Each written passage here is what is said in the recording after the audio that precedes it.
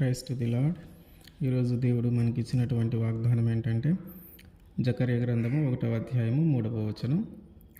మీరు నా తట్టు తిరిగిన యెడల నేను మీ తట్టు తిరుగుతునని సైన్యములకు అధిపతియగు యెహోవా సెలవిచ్చుచున్నాడు. ఆమేన్. మనము ఆయన తట్టు తిరిగితే ఆయన మన తట్టు తిరుగుతాడు. మనము ఆయన వైపు తిరగటం వలన మన జీవితంలో జరిగేటటువంటి 2 అద్భుతమైన కార్యాలు ఉన్నాయి.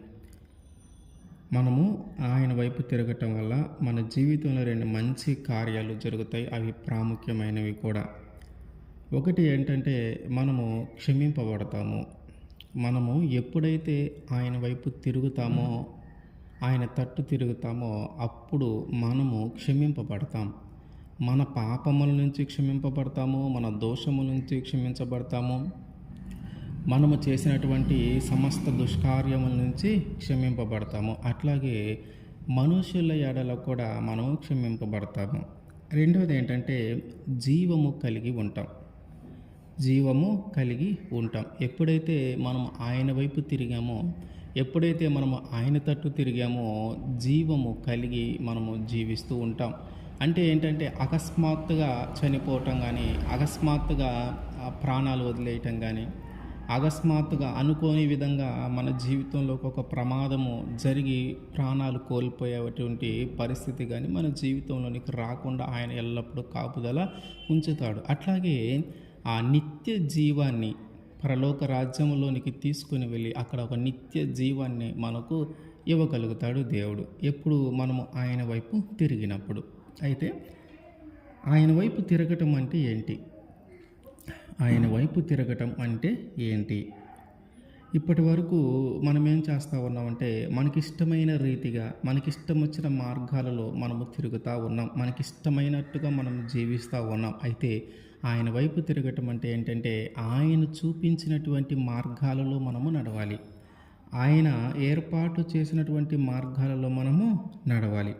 అంటే మన కంటి చూపుతో కానీ, మన నోటి మాటతో కానీ మన ఇష్టం వచ్చినట్టుగా మనము చూస్తూ ఉన్నాం, మన ఇష్టం వచ్చినట్టుగా మనం మాట్లాడుతూ ఉన్నాం. అయితే ఇప్పుడు నీ కంటిని లేదా నీ మాటని నువ్వు ఎట్లా ఉపయోగించాలంటే ఆయనకి ఇష్టమైన రీతిగా నువ్వు వాటిని ఉపయోగించాలి. అంటే కంటికి అదుపు, నోటికి పొదుపు 2 చేయాలి. వ్యర్థమైన వాటిని చూడకుండా నీ కన్నులను కాపాడుకోవాలా, నోటికి అట్లాంటి చెడ్డ మాటలు రాకుండా నీ నోటిని నువ్వు కాపాడుకోవాలా. అట్లాగే నీ ప్రవర్తనను బట్టి ఇప్పటిదాకా అనేక మందిని ఇబ్బంది పెట్టి నువ్వు ఉండవచ్చు. కోపంగా కానీ, లేదా ద్వేషంగా కానీ, లేదా గర్వంగా కానీ ఇట్లా మాట్లాడి అనేక మందిని నీ ప్రవర్తన ద్వారా నువ్వు ఇబ్బంది పెట్టి ఉండొచ్చేమో. అయితే ఇప్పుడు ఏం చేయాలంటే నువ్వు దేవుని వైపు తిరిగిన తర్వాత, నువ్వు దేవుని వైపు తిరుగుతూ ఉన్నావంటే ఇప్పుడు దేవుని యొక్క ప్రేమ ఏంటో నీకు తెలుస్తుంది. కాబట్టి ఎవరితో అయితే కోపంగా మాట్లాడావో, ఎవరితో అయితే గర్వంగా మాట్లాడావో, ఎవరినైతే ద్వేషిస్తూ ఉన్నావో, ఎవరినైతే తక్కువగా చూస్తూ ఉన్నావో వాళ్ళందరికీ ఏం చేయాలంటే ఇప్పుడు దేవుని ప్రేమ వారికి చూపించాలా. దేవుని వైపు తిరిగిన వాళ్ళు, దేవుని తట్టు తిరిగిన వాళ్ళు, దేవుని మీద ఆధారపడిన వాళ్ళకి దేవుని ఎంతగా ప్రేమిస్తూ ఉంటాడో, ఎంతగా క్షమిస్తూ ఉంటాడో వారిని అంతటి ప్రేమ, అంతటి క్షమాగుణం వారికి మనము తెలియజేయాలి. అట్లాగే ఇప్పుడు దాకా మనము ఎన్నో పాపాలు చేసి జీవిస్తూ ఉన్నాం. ప్రతిరోజు ఏదో ఒక పాపం మనం చేస్తూనే ఉన్నాం, ఏదో ఒక పాపంలో మనం పడిపోతూనే ఉన్నాం. అయితే దేవుని వైపు తిరగటం అంటే ఏంటంటే, దేవుని తట్టు తిరగటం అంటే ఏంటంటే ఇప్పుడు ఆ పాపమును వదిలివేసి మంచి మార్గంలో మనము నడవటమే.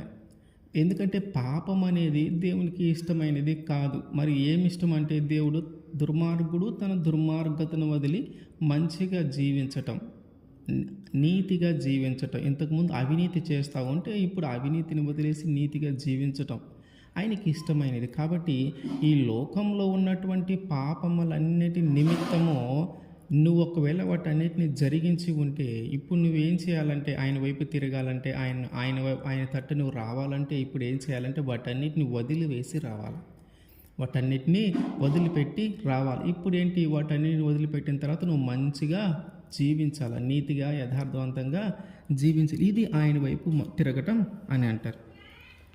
యెషయా గ్రంథము 55వ అధ్యాయము 7వ వచనం. భక్తిహీనులు తమ మార్గములను విడువవలెను, దుష్టులు తమ తలంపులను మానవలెను, వారు యెహోవా వైపు తిరిగిన ఎడల ఆయన వారి యందు జాలిపడును, వారు మన దేవుని వైపు తిరిగిన ఎడల ఆయన బహుగా క్షమించును. ఎప్పుడైతే మనం ఆయన వైపు తిరుగుతామో ఆయన మన వైపు తిరుగుతాడు కాబట్టి మనలో ఉన్నటువంటి ఆ పాపమునంతా తీసివేసి వాటన్నిటిని బట్టి మనల్ని క్షమిస్తాడు.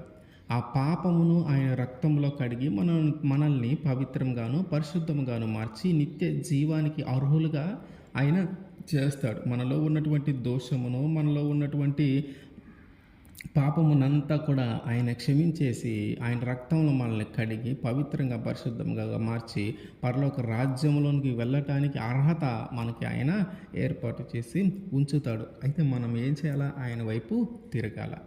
ఆయన వైపు తిరిగిన తర్వాత మనం క్షమింపబడతాం. అట్లాగే యెహెజ్కేలు గ్రంథము 18వ అధ్యాయం 21వ వచనం. అయితే దుష్టుడు తాను చేసిన పాపములన్నిటిని విడిచి నా కట్టడలన్నిటిని అనుసరించి నీతిని అనుసరించి న్యాయమును జరిగించని ఎడల అతడు మరణము నొందడు, అవశ్యముగా అతడు బ్రతుకును. జీవము పొందుకుంటాం మనం.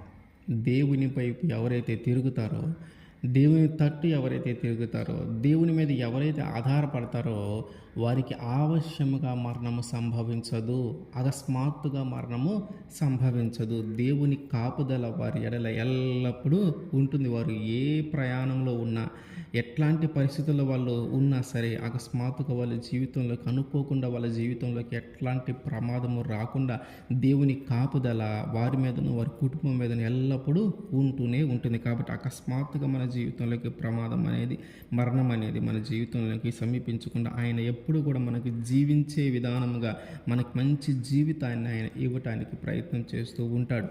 కాబట్టి మనం ఏం చేయాలంటే ఆయన వైపు తిరగాల. కాబట్టి ఆయన వైపు మనము తిరిగితే మన జీవితంలో 2 అద్భుతమైన విషయాలు మనం చూస్తూ ఉన్నాం. ఒకటి, మనము క్షమింపబడుతూ ఉన్నాం. 2, మంచి జీవం మనం కలిగి ఉంటాం. అంటే ఎక్కువ కాలము మనం జీవిస్తూ ఉంటాం. అకస్మాత్తుగా చనిపోకుండా, అనుకోని ప్రమాదాలు వచ్చి మరణము చెందకుండా మనం జీవిస్తూ ఉంటాం. అట్లాగే పరలోక రాజ్యంలో కూడా మనం నిత్య జీవాన్ని పొందుకుంటాం. కాబట్టి మనము చేయాల్సింది ఏంటయ్యా అంటే, మనం చేయాల్సింది ఒకటే, మనము ఆయన వైపు తిరగటం, మనము ఆయన తట్టు తిరగటం, మనం ఆయన మీద ఆధారపడటం. ఆమేన్.